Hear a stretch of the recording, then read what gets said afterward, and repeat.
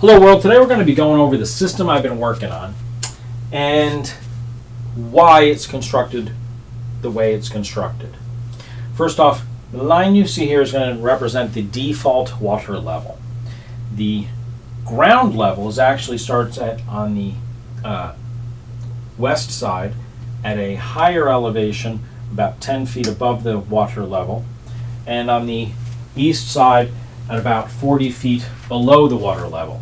So just imagine a line that cuts through the water level. Now that's really evident when you take a little goo-goo guy and drop it around the center structure, where you see they actually had to chisel out of the ground in order to make the base flat where the ground level was not.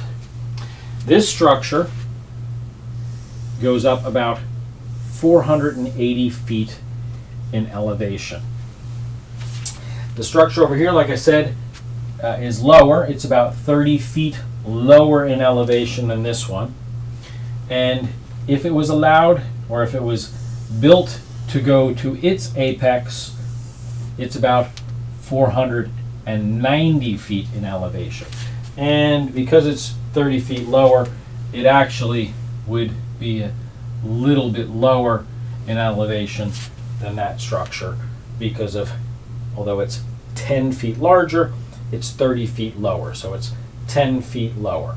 Now this one doesn't go all the way up there. It actually truncates off at 450 feet, and if you were to take, you can look on Google Earth, or there are lots of photos. People went up there with drones, and even people like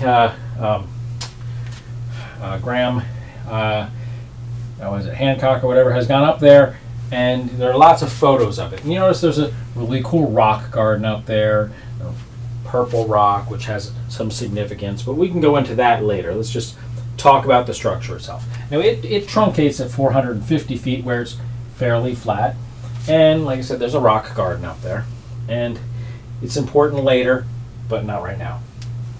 At that same elevation over here is where the smooth section of this structure turns into the rougher section of the structure. And we'll go over that later too, but just keep those in mind. Now this third structure is half the height.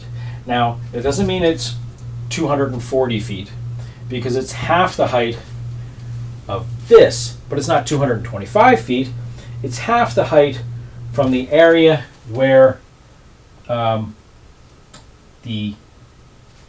what they like to call the grotto extends up to, and the pit that they covered over in the Queen's Chamber, like to call the Ark Chamber.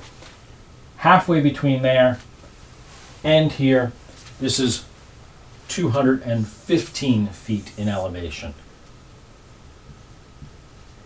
Okay, and that's really only important if you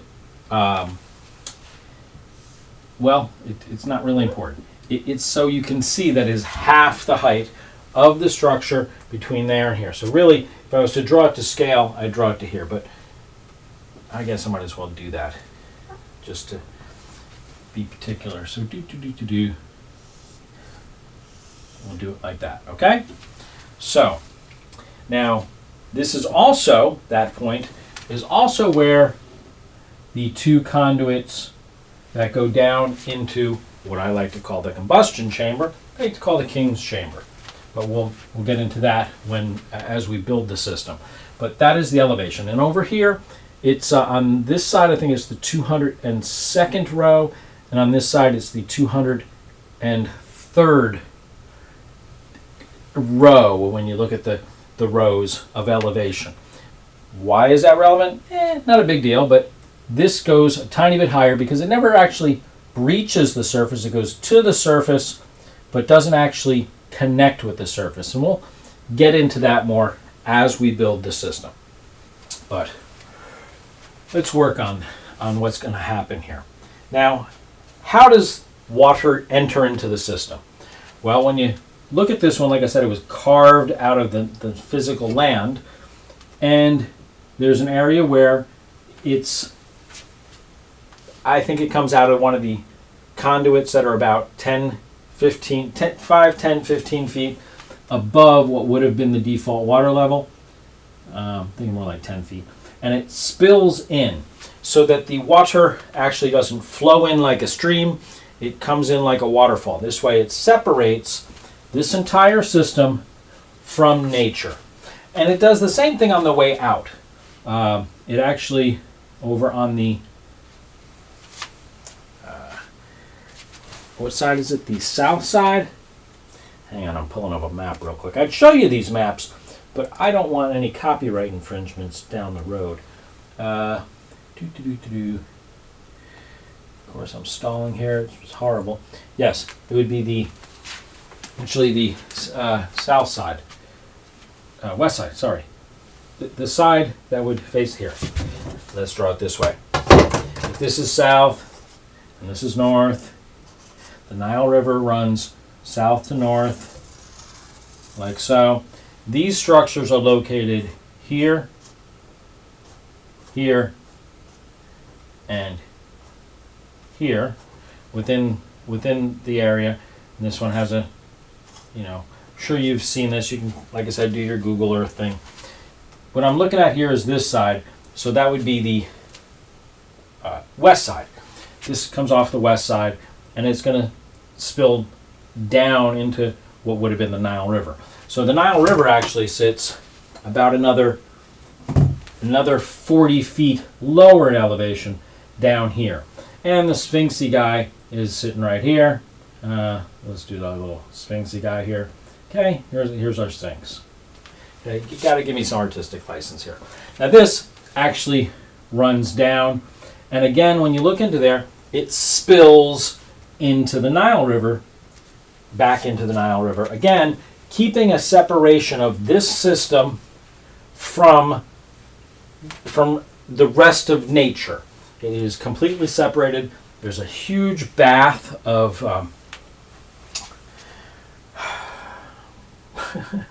can't even think of the rock right now. It's not earth. It is limestone. So this whole thing is in a big bath of limestone. So it has very poor conductive properties. So this whole thing is separated from nature, and we'll get into why as we play with it. Now this actually has two spillways. When you look at it, it has one spillway, but it separates because there's an arch in the spillway.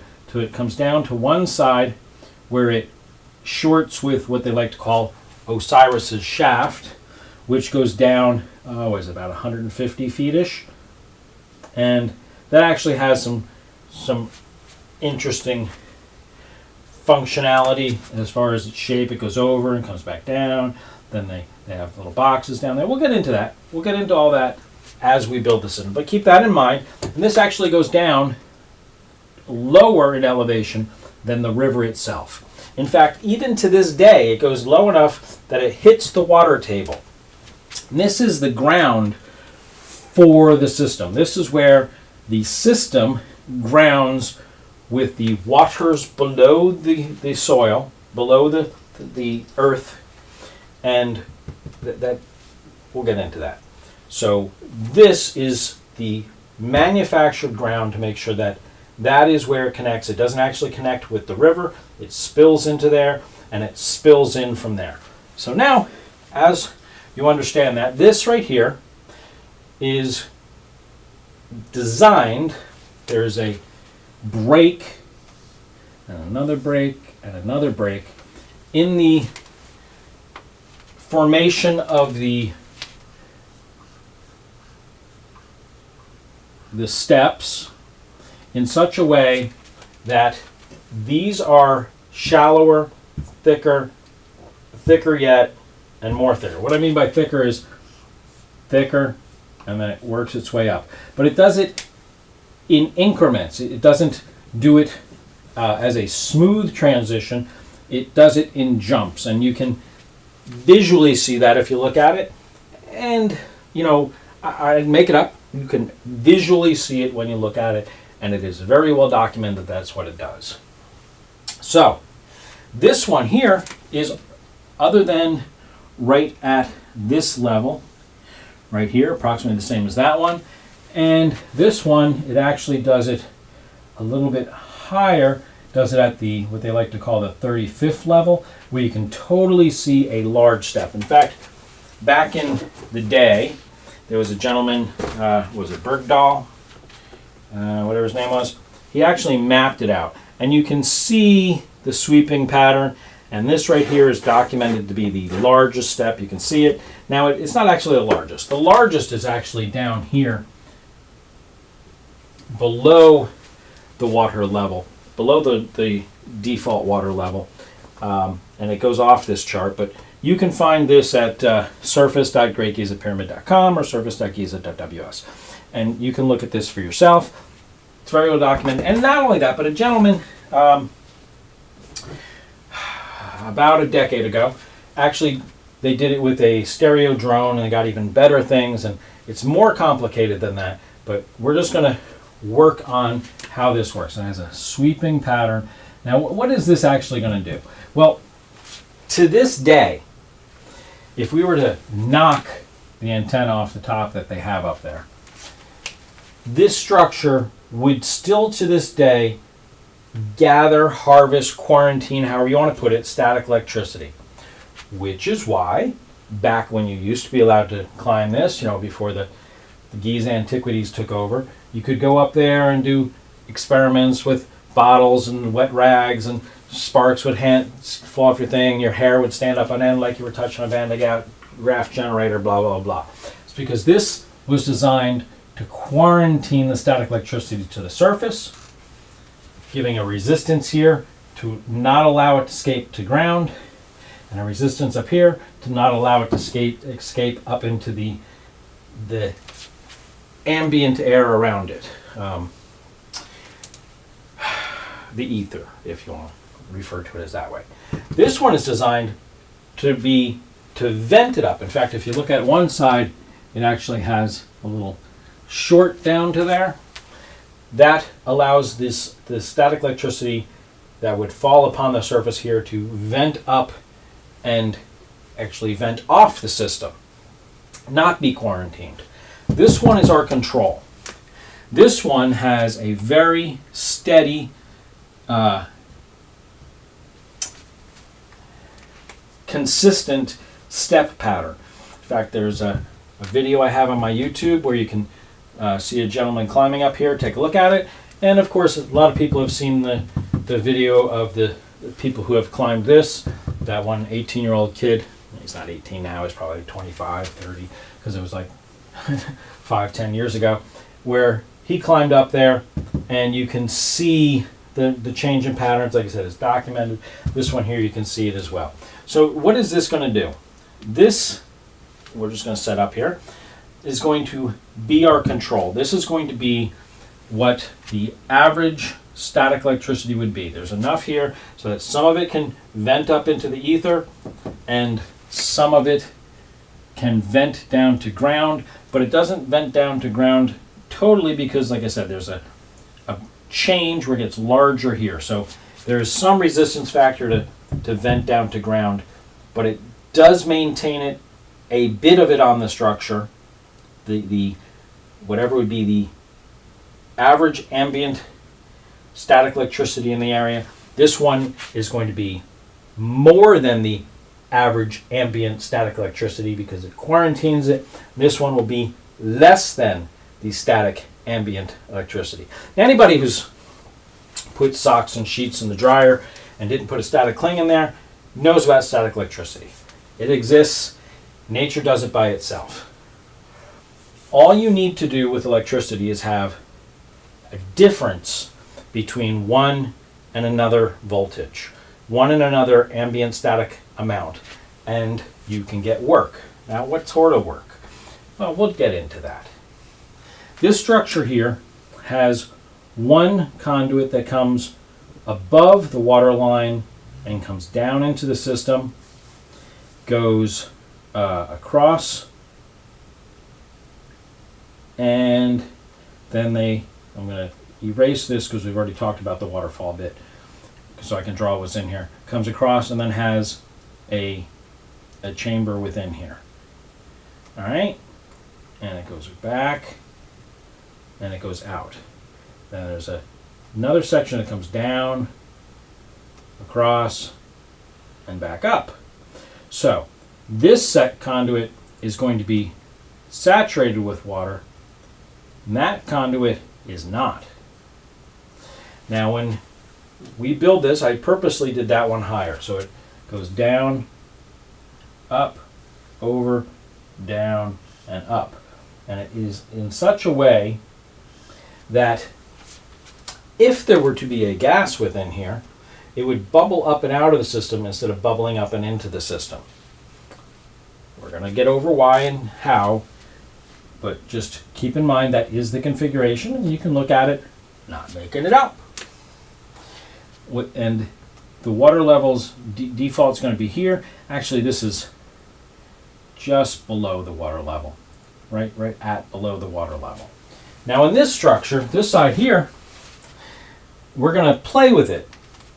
When this structure was first breached, they came in at an area of about, if that's the default water level, they came in an area right about there, about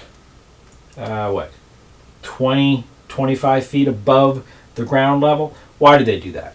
Because at the time it was covered with sand, and that was the ground level before they dug down.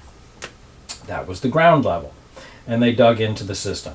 Well, I believe that was still the ground level, and we're going to pile it back up with sand because we don't need a 35-foot deep well here. It only has to be 10 feet deep, and it will actually go up above this the default water level, and we'll discuss how and why the water actually gets elevated in a little bit, but this is just how the system is designed. This comes down into the system where it comes across, and then you have what they love to call the unfinished room. And I will tell you it's a very finished room, and it's a very perfect room, and I'll explain how and why we build it the way we build it. The structure here, not doing good at that, when that area right there is actually designed like so. Now, what this will allow is, well, I'll just draw it like that. Just keep in mind, it has, I'm going to accent it even more here.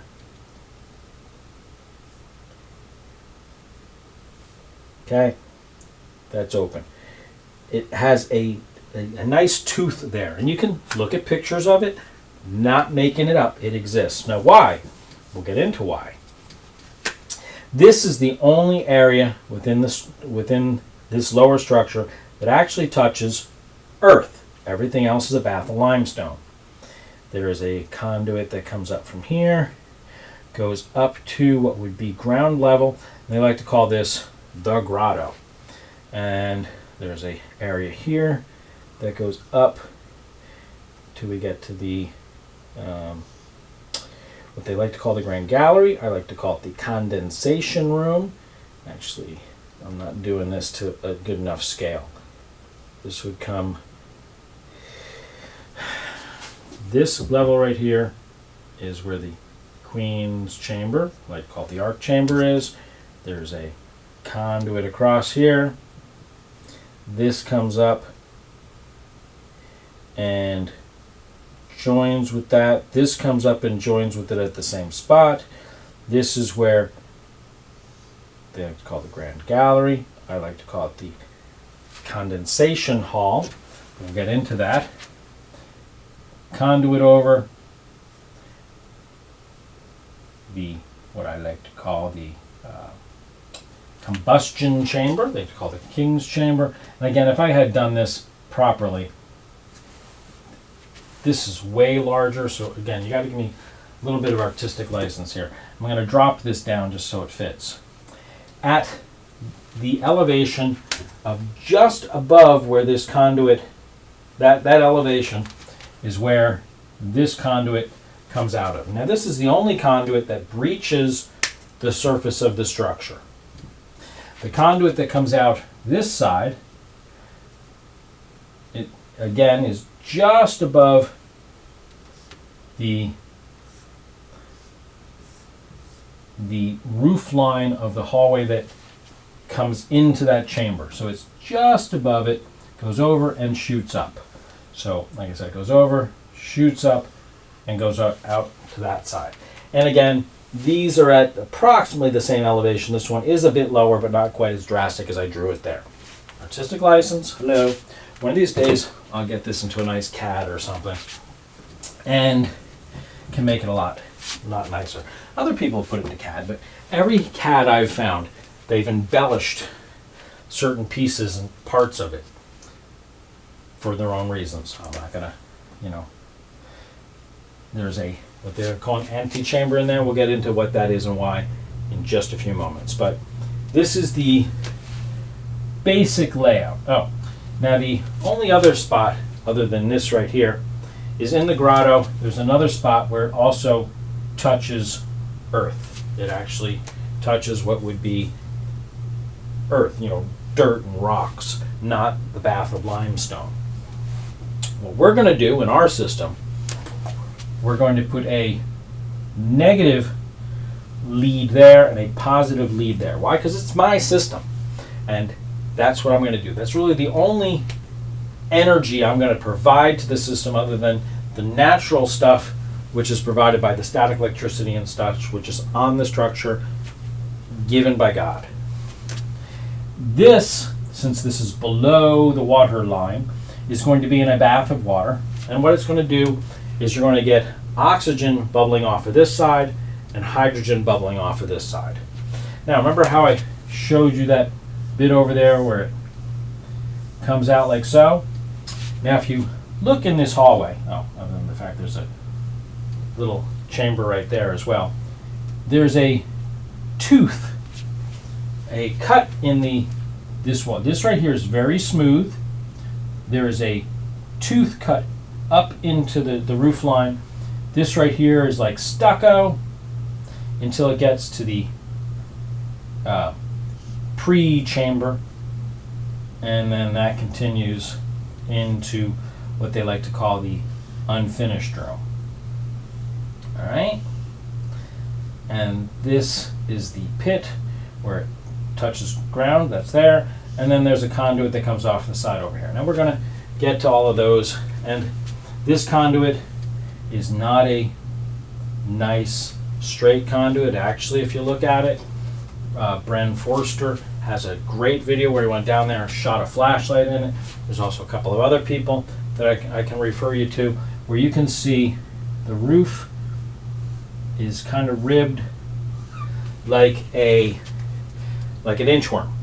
Now, we're going to get into why I feel it's done that way. This part, it just is, but keep in mind it is done that way. And this comes to an end. This is 53 feet long, if I remember correctly.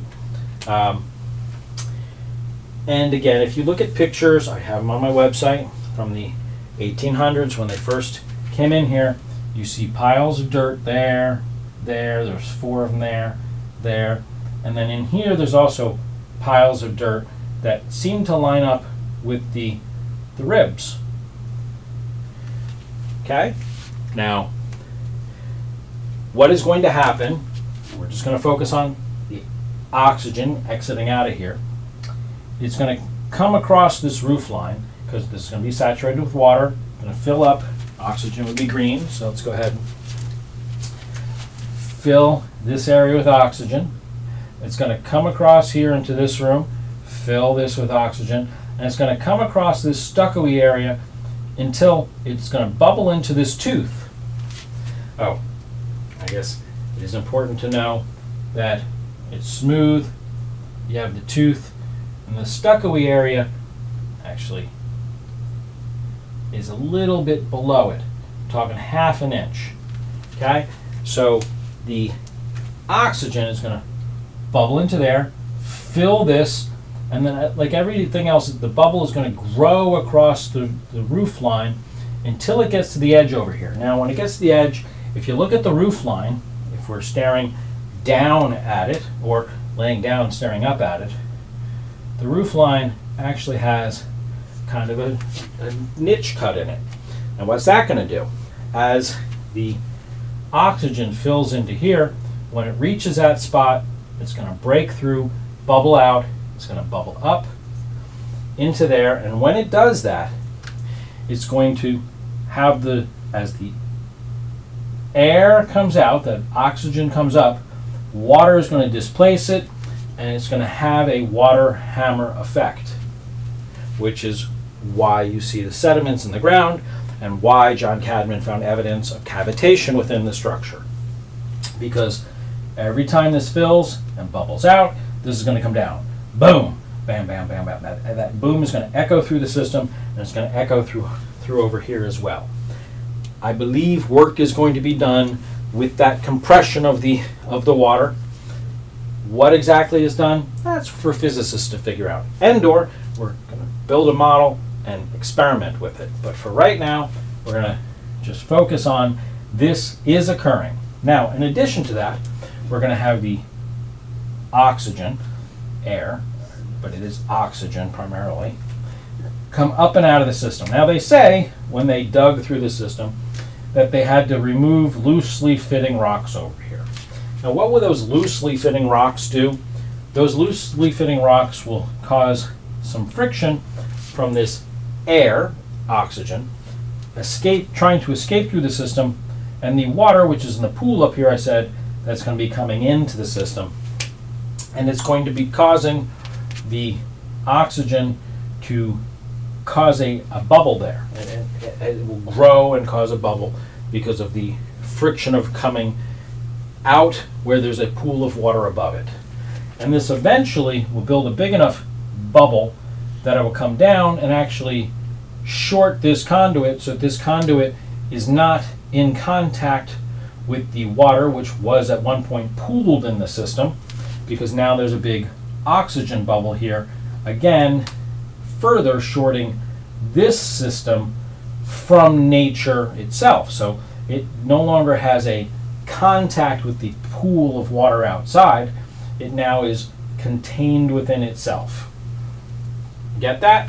Any water coming in here will run along the floor line and coming down into the system, and not contact with the granite plug that is right there that they had to cut through around in order to allow tourism into there. Originally did it because they were tomb robbers, but to allow tourism into the system. Where am I going? So that will further isolate this from nature. So now I did say, I call this the combustion room, and I said there was hydrogen coming out of there. Well, that hydrogen goes out the holes that are drilled in the southern wall of the grotto. And this grotto has a very unique shape, and I don't want to go into too much detail right here, but you can look at my System Down Under videos where I focus on the construction, and/or look at pictures of it. There's a couple of photographs. You can't get in there now because they blocked off this entrance and put a cage on there, and they won't let anybody in there. Yet they're willing to drill holes into here and put balloons up into here to try to look for a magical hidden chamber up there. But they won't send a balloon or a drone or something down into here and get better pictures of that conduit and that system, so that we have, nice detailed pictures from current day. No, we got to deal with pictures from about 100 years ago and 200 years ago. The middle of the 1800s and the middle of the 1900s, when people were not allowed to, but they would venture into there because no one would stop them. But either way, we do know the details of that room. It's very unique. Hydrogen comes out of the holes drilled in the southern wall, which were there for the king to hide his scrolls. Anyway, out of there and piped up into actually the top of the area above the combustion chamber, where they find the seeds and the shells and the dust that they can't account for. I'm going to tell you those were particles within the water that were carried up with the updraft and settled when the gas came into the room and hit a larger area and slowed down. That gas is piped around the back of the room where it comes in the area in the back corner, where if you walk back there, it's a metal plate that's designed to look like rock, because they don't really want to tell you there's about a 10-foot hole in that back chamber there. That is where the gas would come in and would come up through a pool of water, allowing for a backflash arrestor. Why would they be a backflash arrestor? Because like I said, this is a combustion chamber. Where is it combusting? It's combusting air from outside, which is 21% oxygen, with the hydrogen that's brought up from down there, and reforming water. Now when it reforms water, water runs down. Why does water run down? Well, because it does. This is where, when they originally came into the system, they damaged the system here. They had to break through a couple of walls. That's great. We're going to replace one of those walls, and this will allow for a pool of water in there. Now that pool of water will eventually act as a control for the combustion within the room. Why? Because this conduit over here, we're going to build so that the water level, so let me put the water level in blue. The water level, when it's going out that conduit, the conduit has a circular shape. If you look at it, it's actually a circle that goes up, and then it squares off, and then goes the rest of the way. And all the way up to here. And I do have a photo from a gentleman named James Brown, who was nice enough to send somebody up there and pay him to take a picture of it. That is the one and only conduit that breaks the surface. Air will be being pulled in, because this combustion, as the water vapor cools, is going to have a vacuum, lesser pressure. It's going to actually combust and then condense. And in doing so, when the water level rises, it will choke off the system, and then as the water level recedes, it will allow more air into the system. Now this is air, 21% nitrogen, or sorry, 78% nitrogen, 21% oxygen, put the oxygen so, and then of course that evil gas that Al Gore hates, carbon dioxide, which is a trace element, CO2, and that is also being sucked into the system and being combusted, so it should make Al Gore happy, okay? But you add those up and a couple of other gases, that makes up your 100% of the air we breathe. The oxygen joins with the hydrogen, becomes water. That water, like I said, controls the flow. When more water is produced, it chokes it off. As the water recedes, it allows more air in to maintain the flow of the system. Now, a lot of things are going to be occurring in addition to that. I told you that this one conduit is just above the roof line. Now that is going to allow me to put, I'll make that gas pink. The water vapor is going to be not coming out this side because it's walled off and the water is causing a plug there. The roof line of here, the water will make it so that the gas can't get out, but where the gas can get out is up into this conduit here. And it will go up into that conduit where it will condense and then flow back down. Now, it doesn't breach the surface, but because it will get up there, it will absorb some of the static electricity, which is condensed, quarantined onto the surface of the structure. And eventually, the water will run down the conduit, and when it gets to an area that they don't really like you to know about, just before the antechamber is a hole that goes into the wall, and they like to call it the not the thieves' entrance, but the thieves' tunnel. Now, I can't tell you it's a thieves' tunnel because I don't want to lie to you. Take a look at the pictures of it. It's hard to get pictures of it. Out of sight, out of mind. But again, gentlemen, Charles Brown has, or Steve, Steve Brown? Steve Brown. Took really good pictures of it in the 1990s, and there's a couple of other people that have been in there taking some pictures of it, and you will notice that within there, the roof line is such, and there is a conduit, a very squared conduit. Now, thieves aren't going to take the time to make a very squared conduit. Now, that conduit is just above the conduit that runs out of the side there. And if you go to the back side of it, there's a conduit that goes up and joins with the this up conduit. Now, how do you know that? Again, back when you were allowed to go into there, a nice gentleman took one of those, was it 2 million candle watt powered flashlights that Radio Shack used to sell, and blasted light into there, was able to sit in there and see the light. You know, look up and turn it on, you see the light, turn it off, light goes out. Turn it on, see the light, turn it off, light goes out. Therefore, you know that those conduits are connected. So what will happen? The water will run down, fall into this conduit. This blue pen is going bad. Luckily I have a backup. Come down, fall into the system, fall into here.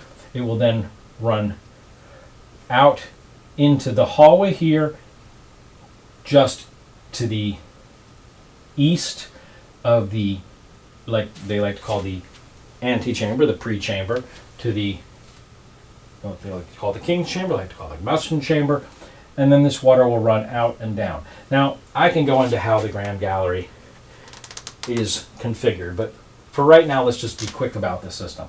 Runs down, falls into here, and will fill this structure in here. And then the extra will run down into here. And this is where I was saying this would, when the system starts, short with the waters within here, but as time goes on, the air, oxygen, creates a air gap there, separating this structure from the rest of nature. So everything inside of here, it has a running water down here, the same way this comes in as a spillway and goes out as a spillway. Water here comes in as a spillway. It's not a filled conduit because there's a oxygen gap there. The way that this is constructed over here, the extra, when it gets just above the floor line, so this is really kind of deceptive, this gets lower over here, so it actually pools in here. And then when you get just a little bit of water here, just a puddle of water, it will spill down back into the, down towards the grotto, where that water will then be separated into its respective gases, hydrogen brought up here, oxygen piped out there. And that system will continue, continue, and continue. Now, anybody watch things like Cody's Lab or stuff like that, you know that if you separate water, electrolyze enough, this water is going to get, I'm going to say denser and denser. It becomes heavier and heavier because water, which we like to call H2O, is great and wonderful, but every about 6,800 pieces of water is actually D2O, and lighter elements break first. The lighter, the hydrogen has a weaker bond than the deuterium, so the hydrogen will be breaking initially and creating more and more deuterium, which is a denser liquid, denser water, heavier water. That's why they call it heavier water. And then out of about 1 out of every 7,000 of those, I think the number is actually tritium, which is deuterium with a extra neutron. And then if you really want to get into it, there's quadridium that actually is even a more dense than tritium, but it I don't really know if it comes to play within this structure because I just think that's, well, I don't know, it could be, because when you look at how this is shaped, and when we get into the forming of this one, you are going to see that they are definitely playing with different waters. Now, I told you this would come in important right here. This right here actually has two openings in it. Those two openings are going to play with the elevation of the waters within the Grand Gallery, the grotto, and the system over here. Now, the system over here is very interesting. Let's see, let's use purple. The system over here has when we take the King's Chamber, we take the top of this. Now, again, this isn't to the artistic license. This would exit out way over there, and this is about only about a fifth of the way up the structure. That's a half of the way up the structure. This over here, when it comes over, the top of the relieving chambers, I like to call them, there is a niche that comes down, comes back out, goes down, comes back out.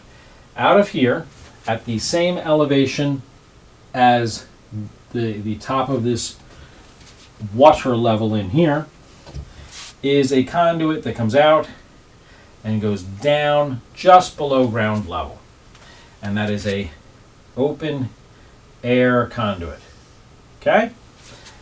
The top edge of there matches with the where the top of the boss mark is within the antechamber here, and is approximately here within the elevation of the system.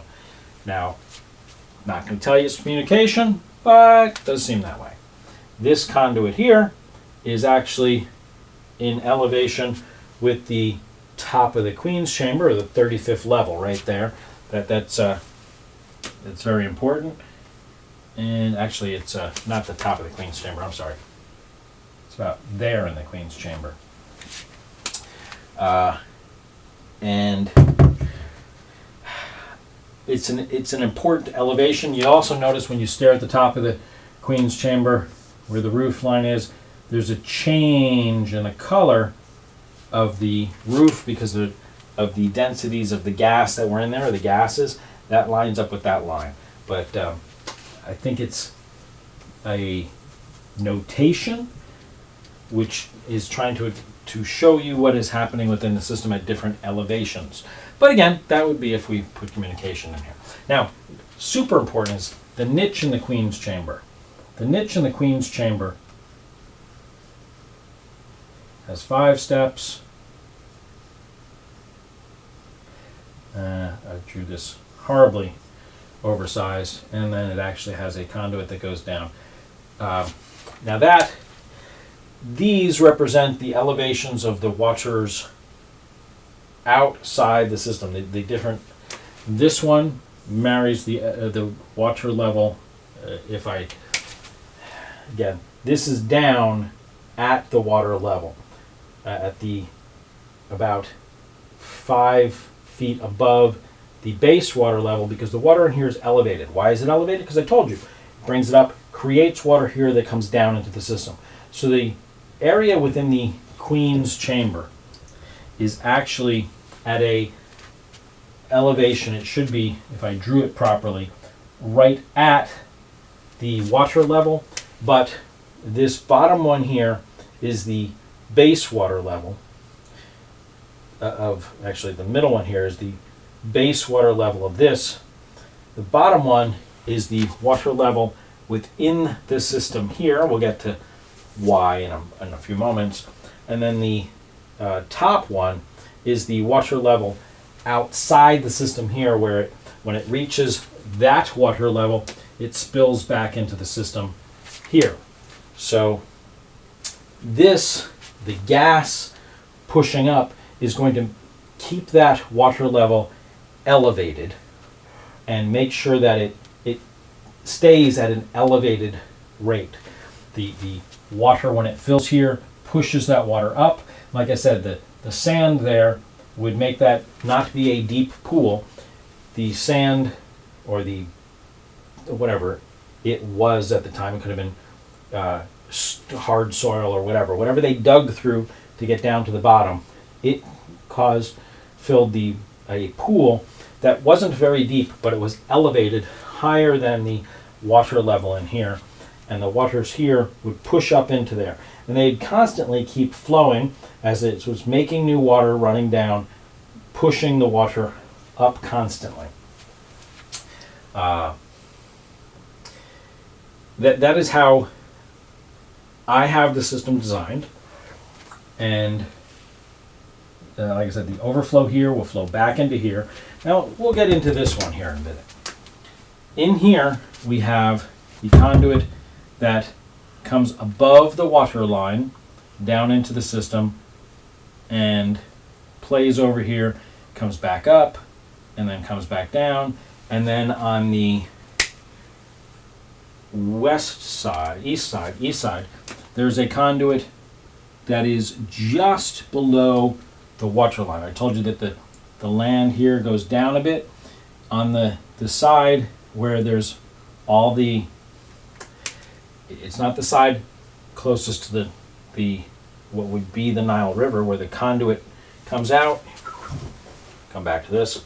It's not on this side, but on this side there's a bunch there, and there's a hole in the side there. That hole would be just below the water line. It would come into the system below the water line, run over, connects here, down, and then we have the rooms in here. They sprawl off in different directions. Now what's happening here? First off, this right here comes into this room and marries where there's a floor, comes up, over, there's a bunch of rooms, and we're not going to get into too much here, but the gases within this room, when they fill up, they will keep in line the water level in here, so that when too much gas, the pressure is sitting there, will bubble out.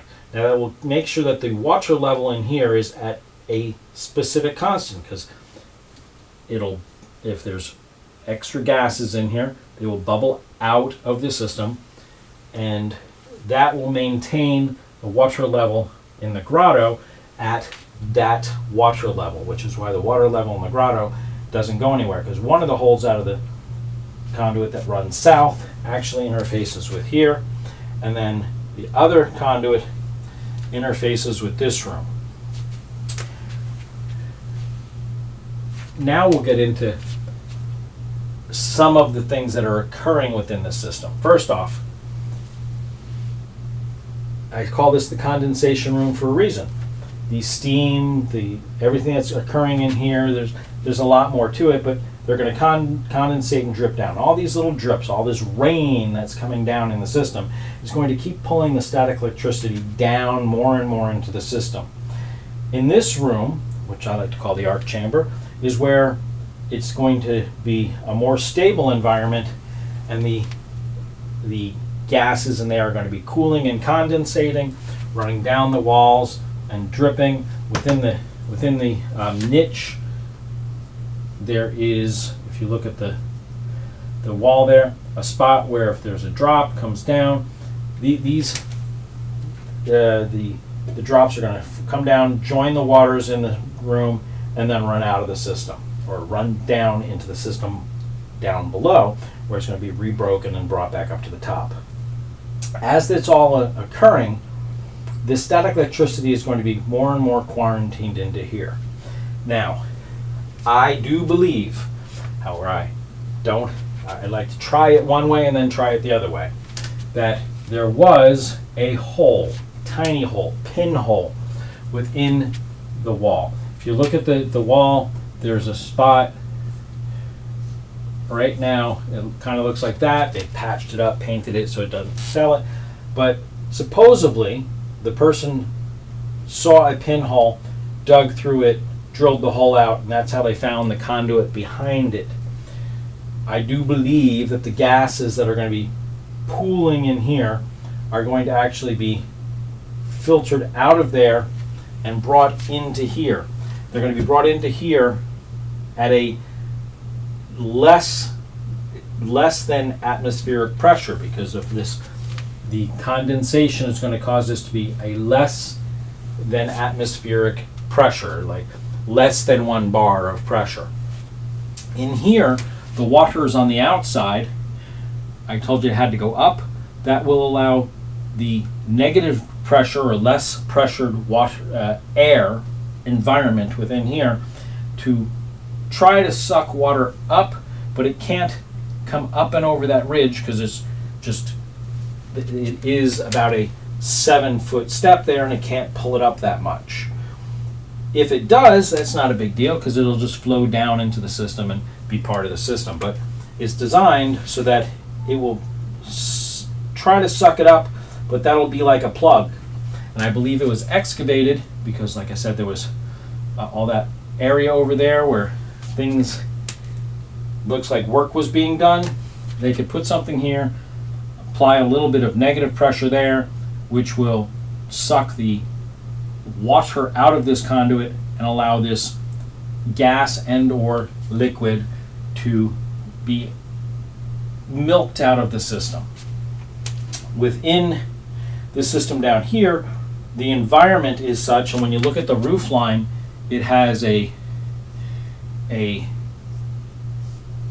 spot where there would be could be a gas in several spots that would fill the roof and would keep the water level maintained at a lower water level because it can't go up, kind of like how you have an opening in the bottom of a boat or a submarine so you can come out.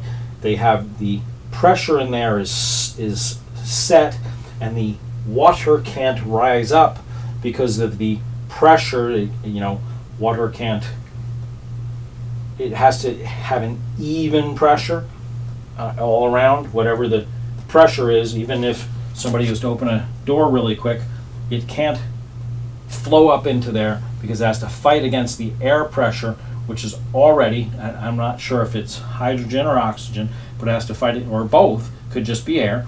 The gases that are in there would allow it to have an opening that you could stand there and stare down into a pool, even though you're below the water level.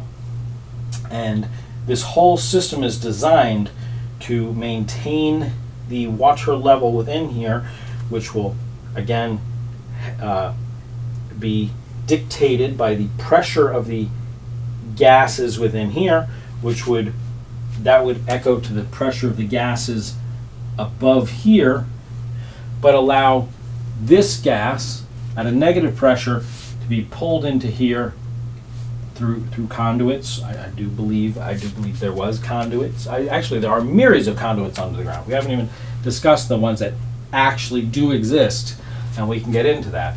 This one, I believe, exists.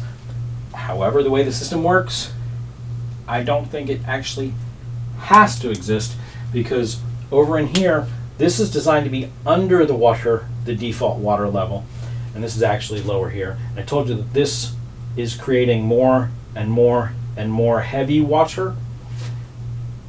I believe the environment that is created here will allow the condensation that will occur within this system. This one is also designed with a tooth like that right here, so that the gases that are in here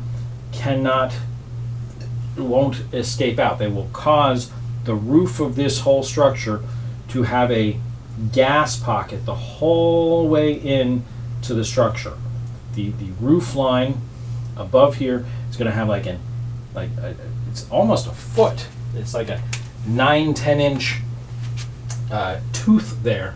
So you're going to have like half a foot of gas across this very long hallway, 100 and some feet, I think it's 130, 140 feet of a roof line where the waters below will be able to come over to here, but they won't come to the roof. So all the condensation is actually going to be occurring within here, and if you notice within there is when you look at how it is designed, there's a conduit that comes out on both sides of where they have the, what they like to call their sarcophagus within this thing.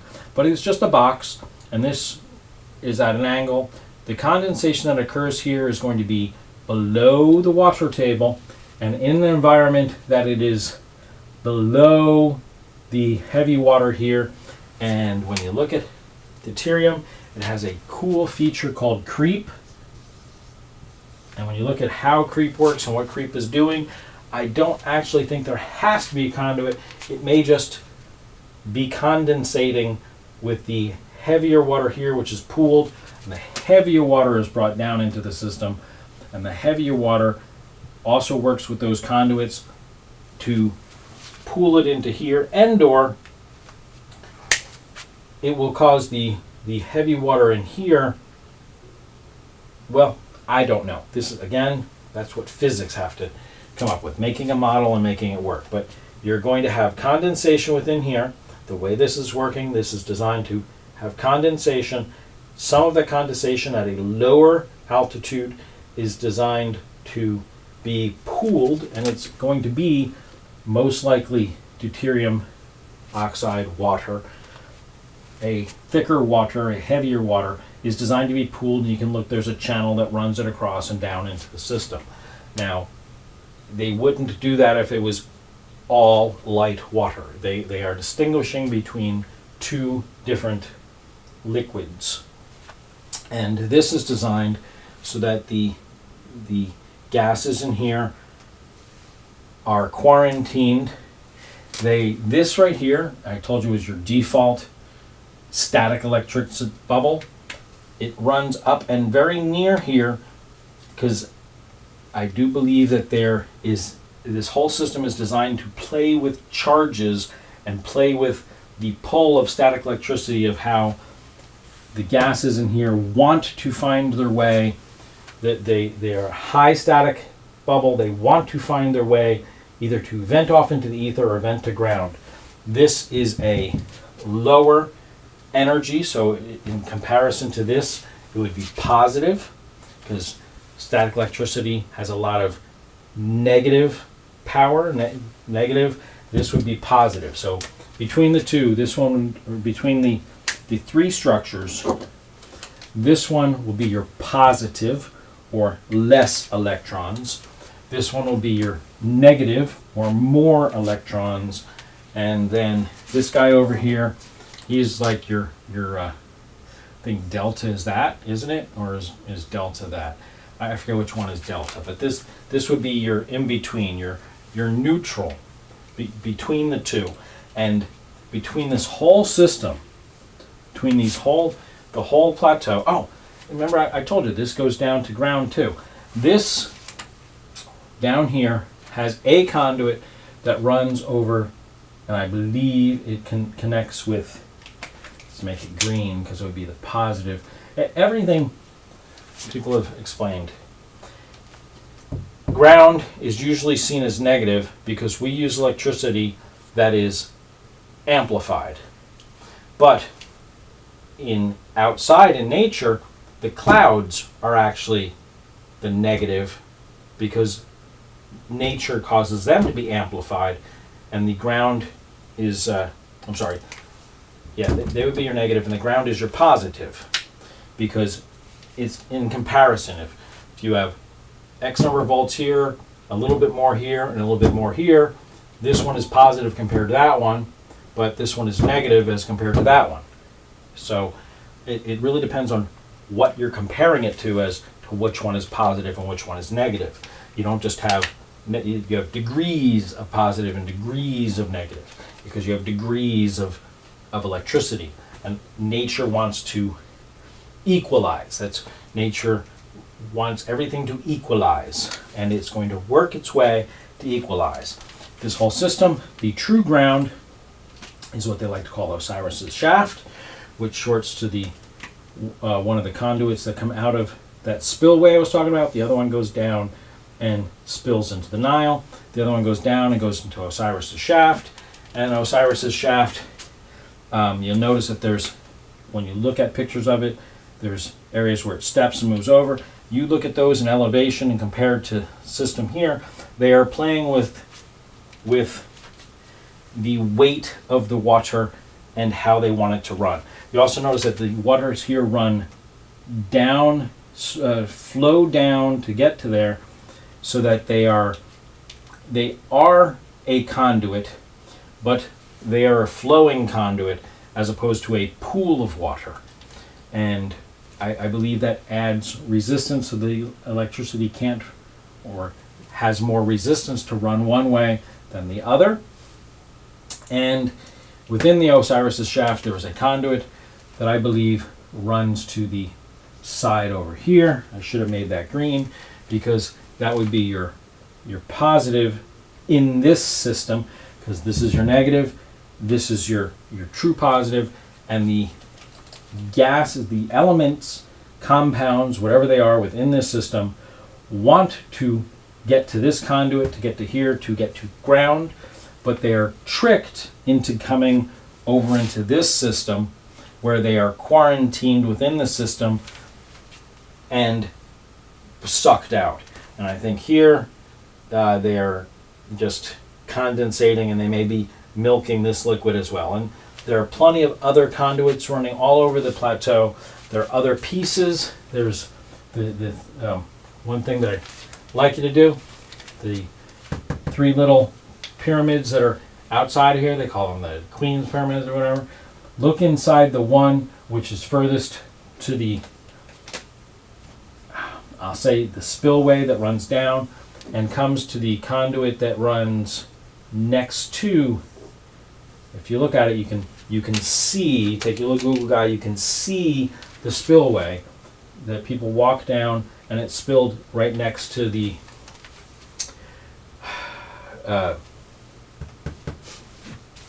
Sphinxy dude, right next to the Sphinxy dude, and it spilled down, and some of it actually may have spilled down the wall of the Sphinxy dude, which is why there's all that erosion there. But either way, that would be an overflow of the pool. There was one pool on one side of the structure and another pool on the other side of the structure. One pool was elevated, the other pool is much more at ground level. In fact, well, that's getting more into the system. I just want people to look at this system, understand that it was designed as a system. It was not designed as a monument. Thank you.